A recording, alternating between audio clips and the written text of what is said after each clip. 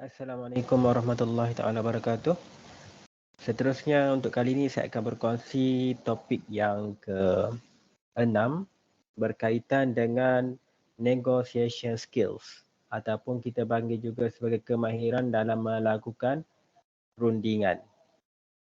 Jadi a successful entrepreneurs don't take no for an answer. Get what you want through effective negotiation, kan.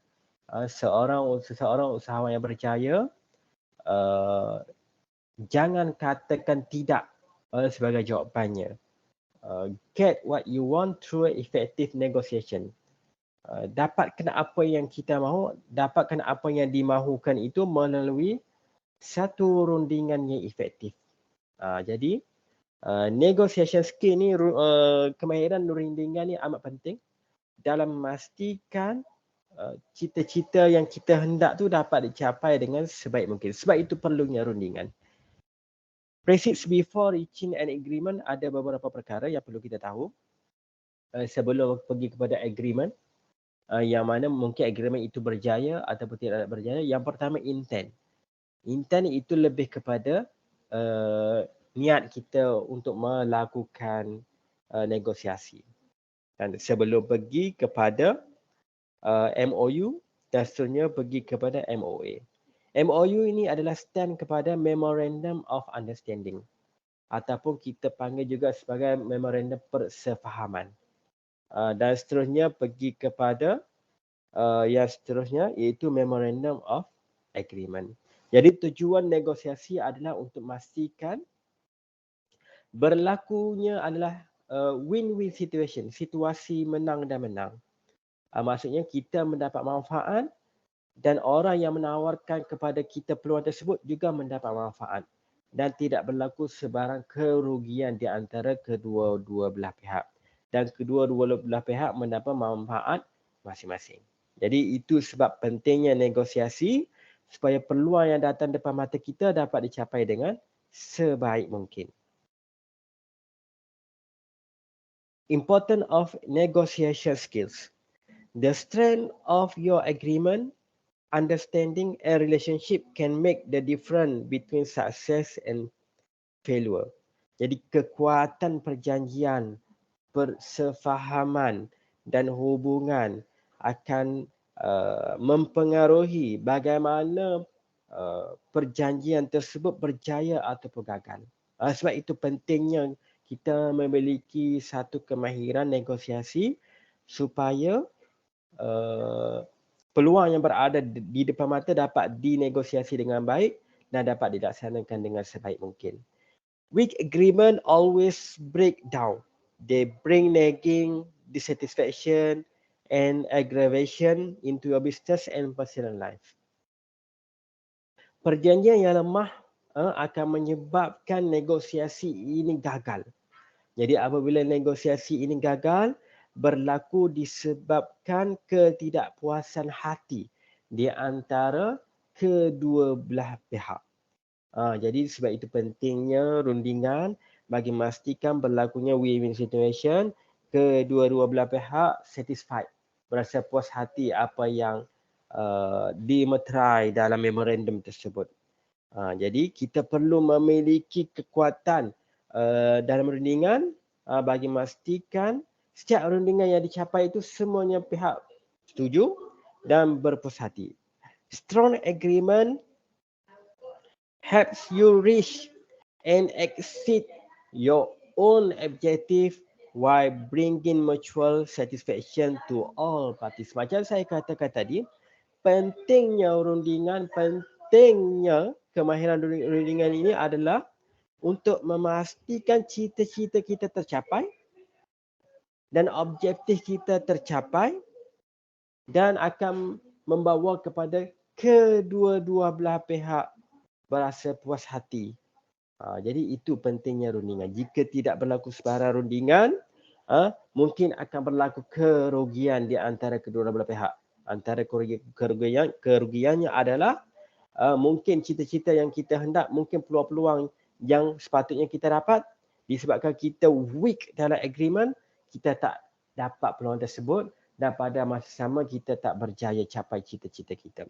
Sebab tu pentingnya suatu institusi ataupun suatu syarikat perlu melatih para staf supaya memiliki skill rundingan yang baik bagi memastikan kalau dalam company biasa untuk mendapatkan tender, biasa untuk mendapatkan projek kan, perlu ada rundingan di antara parti-parti lain. Sebagai contohnya, kalau parti yang menawarkan projek kepada kita, sudah tentu ia mahukan projek itu dilaksanakan dengan harga yang berpatutan, dengan barang-barang yang berkualiti, kan, dapat dilaksanakan dalam tempoh yang paling minimum, cepat dan bagus. Itu sebabnya perlunya rundingan yang baik dalam memastikan pada masa sama projek itu dapat dilaksanakan dengan baik dan pada masa sama juga institusi atau syarikat kita mendapat keuntungan yang maksimum. Disebabkan oleh kejayaan kita dalam negosiasi tersebut, kita berjaya melakukan projek tersebut dan insya-Allah company yang menawarkan kita projek tersebut atau institusi yang menawarkan projek kita tersebut akan bagi lagi projek yang seterusnya kepada kita untuk melaksanakan projek-projek yang seterusnya. Yang ini kita panggil sebagai trust, kepercayaan. Jadi nak wujudkan kepercayaan ini, nak wujudkan trust ini, sudah tentunya pada permulaannya sesuatu institusi perlu memiliki negosiasi yang baik, kan, perlu meletakkan kepercayaan yang baik, perlu bekerja keras, perlu melaksanakan tugasan dengan baik sehingga berjaya. Jadi untuk long term, ia sangat memberi manfaat kepada sesuatu company kedua-dua belah pihak. Pihak yang pertama dapat keuntungan, pihak yang kedua dapat memastikan projek itu dapat diselesaikan dengan baik. Okey, pentingnya strength of agreement. Elakkan daripada memiliki weak agreement. Jadi sebab itu company perlu menghantar orang yang mempunyai kemahiran negosiasi yang baik daripada menghantar orang yang tidak memiliki negosiasi yang kurang baik dalam mendapat suatu projek, dalam mendapat suatu tender. Kan? Ini penting dalam dunia perniagaan. Antara yang memperanan penting juga dalam negotiation skill adalah dari segi bahasa yang digunakan, percakapan yang digunakan, penampilan yang ditunjukkan. Kena guna bahasa yang baik, kan, penampilan yang baik, bahasa yang sopan santun. Elakkan daripada menggunakan kata-kata atau bahasa-bahasa yang tidak sepatutnya digunakan. Jadi ini akan beri impression kepada kedua-dua belah pihak sama ada ia berpuas hati ataupun tidak berpuas hati daripada hasil perbincangan tersebut. Macam kita lah kan. Kalau kita cakap elok-elok dengan kawan kita, sudah tentu kawan kita akan suka pada kita. Kalau kita cakap tak elok, cakap kasar, maki, menggunakan perkataan-perkataan yang tidak elok, sudah tentu ia akan beri kesan yang negatif kepada kawan kita dan mungkin kawan kita akan mempunyai bad perception kepada kita disebabkan oleh cara percakapan kita yang tidak betul. Sebab itu ia merupakan satu skill, satu kemahiran yang perlu dilatih. Situation ni contoh-contoh situation of negotiation, kan, determining the price and term at which you buy or sell, kan, dalam menentukan kita nak beli barang tu sama ada kita nak jual ataupun beli. Kan, sebagai contohnya kalau kita pergi kedai, kita nak beli barang, kan kita bernegosiasi.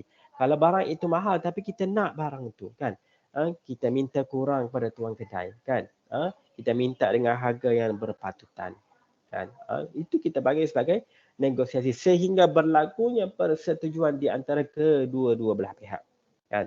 Disebabkan dengan harga yang berpatutan, disebabkan berlakunya pengurangan harga yang kita nak beli, kan, kita pun beli barang tersebut. Okay. Closing deals with an important customer, kan, kita nak deals dengan customer penting. Mungkin customer tersebut menawarkan tender kepada kita, mungkin customer tersebut menawarkan projek kepada kita. Kita wujudkan deals atau kita wujudkan negosiasi di antara customer dan orang yang offerkan projek kepada kita tu supaya berlakunya win-win situation. Berlakunya situasi menang dan menang. Kedua-dua belah pihak tidak berasa berlakunya kerugian. Yang seterusnya adalah persuading others to work with and not against you. Yang seterusnya setting or meeting budget. Kan? Ini sangat penting kan dalam menentukan sesuatu bajet. Sudah tentu kalau kerajaan menentukan bajet, sudah tentu apa yang anda capai adalah projek itu dilaksanakan dengan baik, kan? Projek itu dapat diselesaikan dengan baik dalam tempoh yang singkat dan menggunakan barang-barang yang berkualiti. Seterusnya adalah finalizing and administrating simple or complex contract. Working on a problem with someone important to you, kan? Ini suatu penting, kemahiran negosiasi, supaya kedua-dua belah pihak berpuas hati dan tidak berlakunya sebarang ketidakpuasan hati. Okay. Managing and supervising those responsible for doing the work properly in your organisation, in other department or on the outside. Dan seterusnya adalah breaking or avoiding serious impasses. Macam saya katakan tadi, sebab tu sebelum pergi kepada rundingan, seseorang itu perlu memiliki kemahiran rundingan, kan? Bukan sekadar kita nak merundingkan dengan harga rendah, barang berkualiti, bukan itu saja.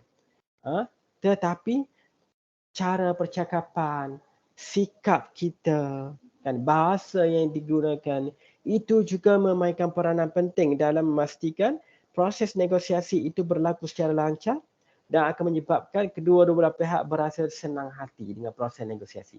Kan? Itu semua sikap, behavior kita. Kita tunjukkan sikap yang baik, orang akan suka pada kita. Jika mana kita tunjukkan sikap yang tidak baik, sudah tentu orang pun tidak akan suka kepada kita. Benda itu secara asas.